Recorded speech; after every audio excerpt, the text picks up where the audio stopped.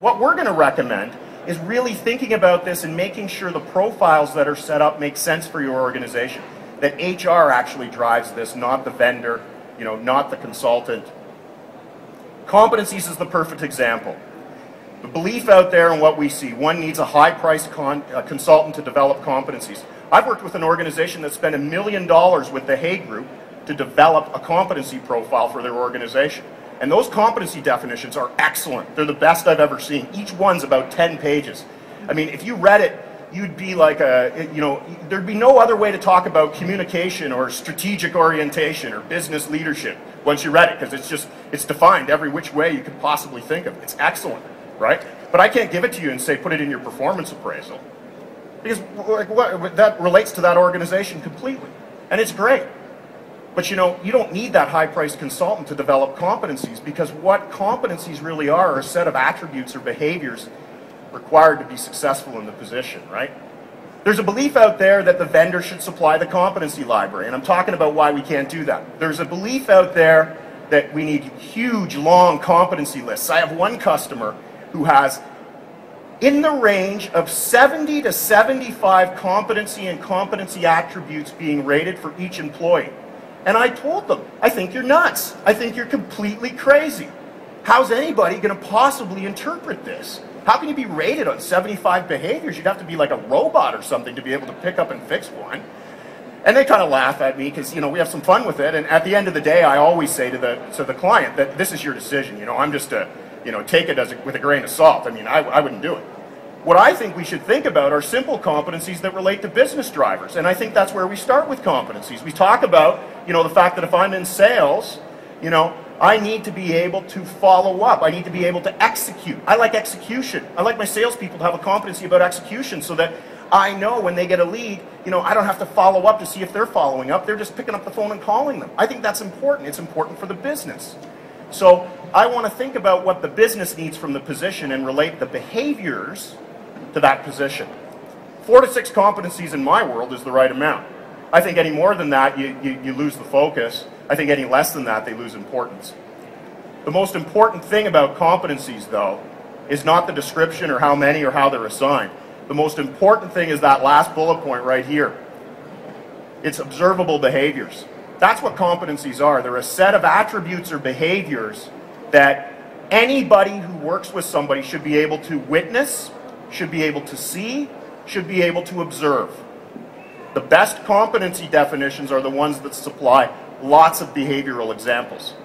Let's take a look at one. This is what we see a lot of. John, let's focus on the description. Okay, so teamwork. Someone who effectively cooperates and works with others in order to achieve a specific objective. Wow, that's flowery. But this is what's important, right? What's important is the person would share experience and expertise with the rest of the team. They're not going to hold back. They're not going to hold it in themselves. What's important is they're respectful of other team members' contributions and knowledge, even if they disagree. They have the intent to learn from others, right? They make sure that all team members are part of a decision process. They understand the appropriate time to communicate ideas. That's what I'm talking about. To me, if I'm working with somebody, I can rate people on this because I can observe this. This is nothing. This is what's important.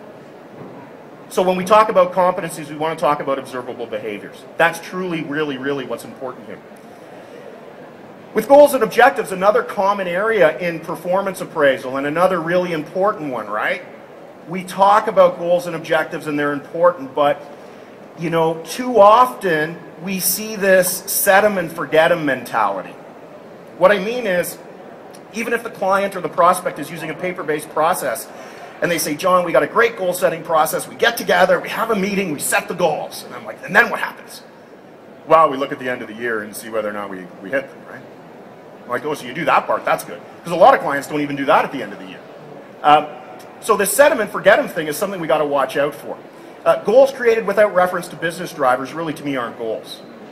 They're personal development initiatives. Some people would say to me, what's the difference between goals and objectives and a personal development plan? That's very simple.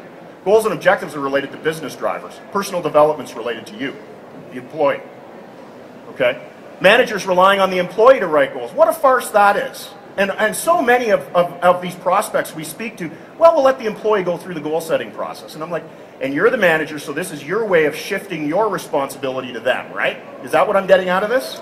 Because your manager should be able to write goals for their employees. It should actually be a collaborative process, right? But there should be some milestones with it. There should be some tangible, numbers associated with it, something we can draw on to say, have they hit it or not? What we really want people to think about is linking to organizational objectives, that goal setting should start with the organization's objectives for the year, and that the employee should align themselves to that. And by doing that, we ensure the business driver linkage, the business driver orientation. We don't think goals necessarily have to be SMART. I like the SMART definition, but goals need a time frame and they need a commitment to be reviewed more than once a year. So we're going to suggest a quarterly review. Goals need a success measure. How do we know if the person achieved the goal? Let's agree on what success means, okay? 3 to 5 goals a year are realistic. Any more than that, it's confusing for the employee. Any less than that, there's no motivation. Here's an example. Glenn, you'd like this one, right? The salesperson will conduct 1 new demonstration every week and log it in CRM. This will help contribute to the organizational objective of increasing new customers by 10% over the prior year. So here we have a time frame, which is weekly, a success measure, which is 1 demo a week, and a linkage to an organizational objective, which is increasing new customers by 10% over the prior year. If we've got our content in place, let's talk a little bit about rating scales, another area of confusion. I have spent at one client once 3 days straight, okay? 24 hours talking about one 5-point rating scale. That's true. Rating scales are a very confusing area for many, many organizations. And the reason why is because this is ultimately where we associate the employee with some sort of rating. And as human beings, we don't like to do that all the time, right? So it's a delicate area, And so we see rating scales that really, to me don't make a lot of sense for the content in the appraisal. We see that in a lot of places. We see belief that the rating scale must be the same for each section. So if I have goals and objectives and competencies and learning development and I'm going to rate them, then I'm going to use, meets expectations, exceeds expectations, significantly exceeds expectations on every one of those areas. We see, a confusing element to me, which is, I pick on this scale here because it's popular and I can't stand it personally. Because if I'm a manager, I really don't know what the difference is between meets, exceeds, and significantly exceeds unless you spell it out and tell me. And every organization I've seen that uses this doesn't take the time to spell out what the difference is between good, better than good, and great. They're all positive, right? If you're a manager, how do you know? That's confusing to me. So what we're going to ask you to think about here, one of the things we're going to recommend is that we put rating scales in place that make sense for the people that are reviewing them. Ratings that make immediate sense to the managers. And I'm going to show you some examples in a second. Ratings should be supported by behavioral examples and should relate to the content. So I mentioned this earlier. It's not enough just to give a rating. We want to make sure we specify examples of behavior. We want to talk about how it relates to the content. Let's take a look at an example. My favorite one, the goal rating scale. I love this. So you set a goal at the beginning of the year, and when we get to the end of the year, let's just be black and white about it. Did you meet the goal or not? Right?